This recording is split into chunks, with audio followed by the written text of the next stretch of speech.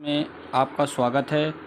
आज की इस क्लास में पढ़ेंगे बच्चों, देख रहे हैं क्लास 10 मैथ एनसीईआरटी प्रश्नावली 3.5 पार्ट 2।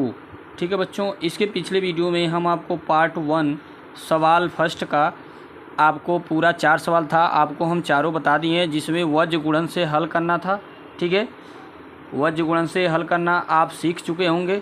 ठीक है, आज की इस क्लास में हम पढ़ेंगे, देख रहे हैं प्रश्नावली 3.5 का सेकेंड सवाल। बच्चों आप देख रहे हैं लिखा गया है, सवाल क्या है बच्चों, वीडियो एंड तक अवश्य देखेंगे।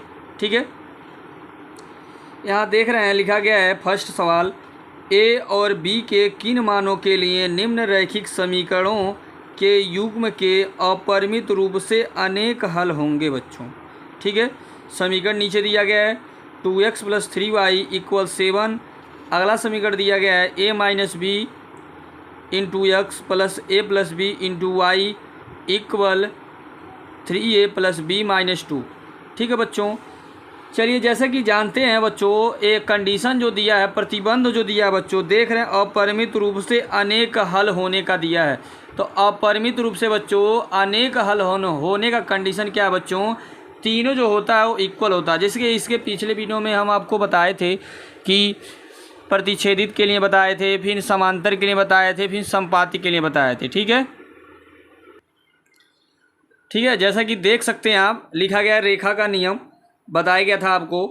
तो देख रहे हैं यहाँ पे आप देख रहे हैं किसमें आप लिखे हैं अपरिमित रूप से अनेक हल। तीसरे कंडीशन में लिखा गया है रेखाएं संपाती हो सकती हैं, इस स्थिति में समीकरण के अपरिमित रूप से अनेक हल होंगे। तो इसको क्या कहेंगे, संगत समीकरण युग्म भी कहलाते हैं बच्चों। ठीक है, जैसे कि देख रहे हैं क्या है, तीनों आपका बराबर है, मतलब a1/a2 = b1/b2 = c1/c2। ठीक है, इस कंडीशन से सॉल्व करेंगे बच्चों। ठीक है, चलिए हल करते हैं। चलिए बच्चों, सबसे पहले क्या करेंगे, जो समीकरण लिखा गया है बच्चों यहाँ पे 2x + 3y = 7, तो सबसे पहले वाले समीकरण से a1 b1 c1 का मान निकालेंगे। ठीक है, तो जैसे कि देख रहे हैं लिखा गया है दिया समीकरण क्या है 2x + 3y = 7। ठीक है बच्चों, तो यहाँ पे देख रहे हैं a1 का जो मान हो जाएगा कितना हो जाएगा 2 लिखा गया है, फिर b1 का मान हो जाएगा 3। ठीक है, फिर c1 का मान बच्चों क्या करेंगे, इसको इधर ला के लिखेंगे। आपको हम पिछले वीडियो में आपको हम बताए थे कोई मान इधर नहीं होना चाहिए, सब मान को बराबर के उस पार भेज देंगे, इधर केवल होना चाहिए 0। तो 7 को जब उधर भेजेंगे बच्चों, देख रहे हैं उधर जाएगा तो क्या हो जाएगा माइनस का। तो देखिए c1 बराबर आपका लिखा गया है -7। ठीक है, उसके बाद समीकरण 2 से फिर उसी तरह मान लिखेंगे। तो आप देख रहे हैं समीकरण 2 से जब लिखेंगे तो वह नाम होगा a2। तो a2 बराबर बच्चों आप देख रहे हैं a2 बराबर क्या है, a - b है, फिर b2 बराबर देख रहे हैं a + b है, फिर आप देख रहे हैं c2। तो ये पूरा मान सबको उधर भेज देंगे, तो सब जो उधर चला जाएगा बच्चों, तो c2 बराबर कितना आ जाएगा, देख रहे हैं लिखा गया है माइनस ब्रैकेट में 3a + b - 2। ठीक है बच्चों, उसके बाद क्या लिखेंगे, जो प्रतिबंध दिया है बच्चों वो आप लिख लेंगे। ठीक है, जैसे कि देख रहे हैं प्रतिबंध इस प्रकार लिखेंगे, प्रतिबंध क्या दिया है, अपरिमित रूप से अनेक हल है। ठीक है, तो अपरिमित रूप से अनेक हल होने का कंडीशन क्या है, तीनों आपका बराबर होता है। जैसे कि अभी आपको हम बताए हैं a1/a2 = b1/b2 = c1/c2। तो जैसे कि देख सकते हैं आप, सबका मान इसमें जो a1 का मान, a2 का मान, b1 का मान, b2 का मान, c1 का मान, c2 का मान, सबका मान इसमें रखेंगे। जैसे कि देख रहे हैं रखा गया है, a1 का मान आप देख रहे हैं निकाले हैं, 2 निकाले हैं आप। उसके बाद a2 का मान आपका है a - b रखा गया इक्वल, फिर b1 का मान देख रहे हैं बच्चों 3 है, फिर आप देख रहे हैं यहाँ पे b2 का मान a + b है, फिर देख रहे हैं c1 का मान -7 a2 का मान देख रहे हैं माइनस ब्रैकेट में 3a + b - 2 है बच्चों। ठीक है, इस प्रकार से ये रखा गया बच्चों। उसके बाद बच्चों क्या करेंगे, जैसे कि आप वज्र गुणन में बच्चों, इसके पिछले वीडियो में आपको हम बताए थे वज्र गुणन हल करने का, जब हल कर रहे थे आप बच्चों, तो उसमें था कि 2 पद को एक साथ लेना है। मतलब अगर x को निकाल रहे थे y वाले को भूल जा रहे थे, y का निकाल रहे थे तो x का भूल जा रहे थे। ठीक है, उसी तरह यहाँ देख रहे हैं a और b का मान निकालना है बच्चों। तो ये नहीं कि तीनों पद आप साथ ही साथ लेके चलेंगे, किन्हीं दो पदों को आप लेंगे, या तो पहला दूसरा लीजिए, या तो दूसरा तीसरा लीजिए, या तो पहला तीसरा लीजिए। ठीक है, जो मर्जी आए वो आप ले सकते हैं। तो जैसा कि देख रहे हैं यहाँ पे लिखा गया है प्रथम पद तथा द्वितीय पद, मतलब पहला और दूसरा लिया गया है। पहला और दूसरा लिया गया है, देख रहे हैं पहला पद क्या है 2/a-b, दूसरा पद है 3/a+b लिखा गया है। उसके बाद क्रॉस गुणा करेंगे बच्चों। क्रॉस जब गुणा करेंगे देख रहे हैं 2 का गुणा इन दोनों में होगा, जैसे लिखा गया 2 ब्रैकेट में a+b, फिर a-b का गुणा किस में होगा 3 में, लिखा गया 3 इंटू ब्रैकेट में a-b बच्चों। ठीक है, यह जो देख रहे हैं बच्चों सेकंड सवाल है, अभी इसको भी हम आपको बताएंगे। ठीक है, उसके बाद क्या करेंगे, जब अंदर 2 का गुणा करेंगे बच्चों तो हो जाएगा 2a प्लस का क्या हो जाएगा 2b होगा, लिखा गया 2a प्लस 2b। उसके बाद इधर 3 का गुणा करेंगे तो हो जाएगा 3a माइनस का क्या हो जाएगा 3b, लिखा गया -3a माइनस का 3b।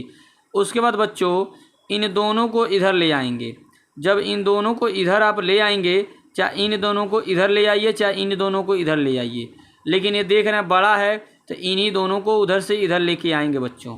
ठीक है, तो देख रहे हैं बच्चों अगर ये 2a उधर से इधर आएगा तो इधर देख रहे हैं 3a है, तो 3a में से 2a घटाएंगे बच्चों तो आपका कितना आएगा a आएगा, क्योंकि 3 आम में से 2 आम घटाएंगे बच्चों तो कितना आएगा 1 आम, आम बोले तो बच्चों a।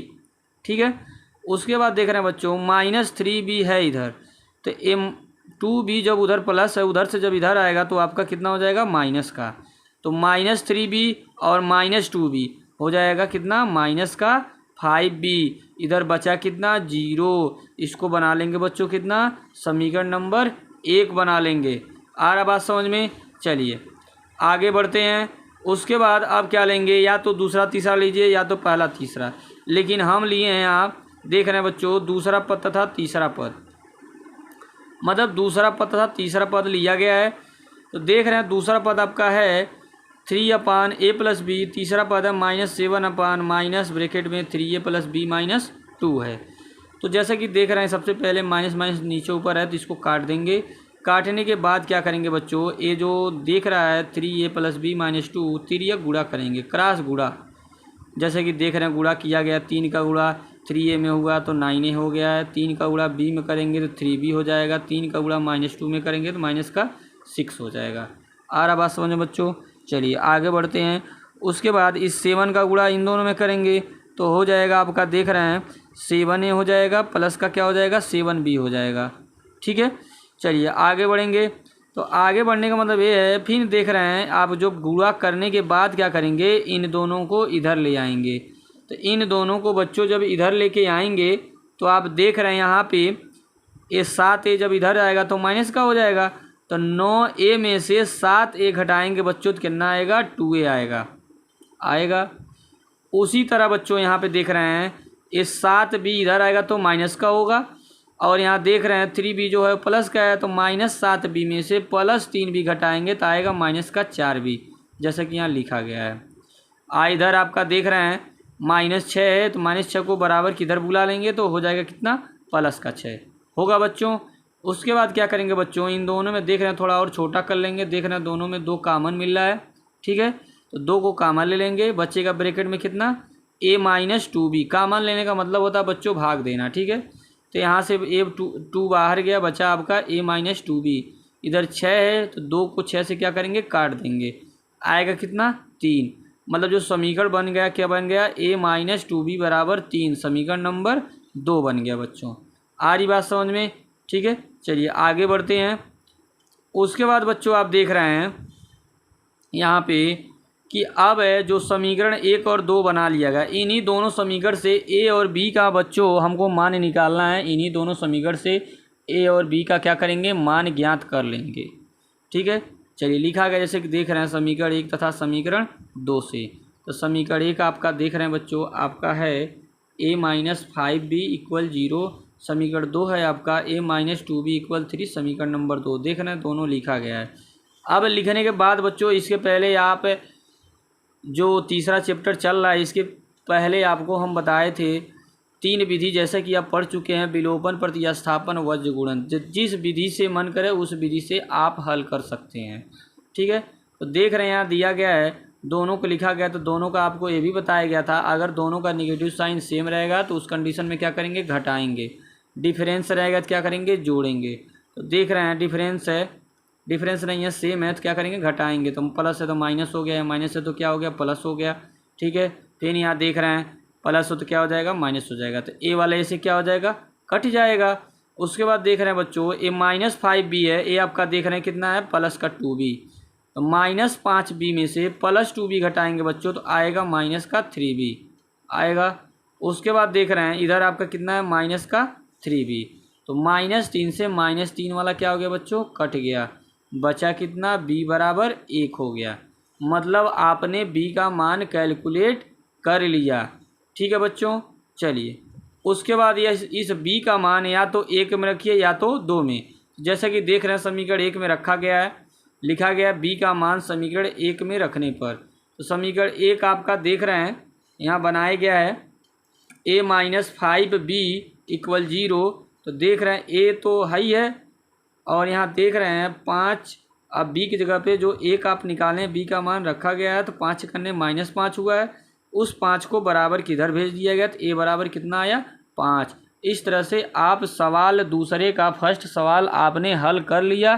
ठीक है बच्चों, चलिए नेक्स्ट प्रश्न है जो दूसरे का सेकंड प्रश्न है बच्चों, उसको आपको हम बताते हैं। जैसे कि देख रहे हैं सेकंड सवाल आपके सामने है, लिखा गया बच्चों कि के किस मान के लिए निम्न रैखिक समीकरण के युग्म का कोई हल नहीं है। ठीक है बच्चों, दिया गया है जो प्रतिबंध दिया गया बच्चों, देख रहे हैं कोई हल नहीं है। तो कोई हल नहीं होने का कंडीशन बच्चों समांतर का होता है बच्चों। समांतर में क्या होता है, 2 बराबर होता है, तीसरा मतलब नॉट इक्वल होता है। मतलब a1/a2 बराबर b1/b2 नॉट इक्वल c1/c2 होता है बच्चों।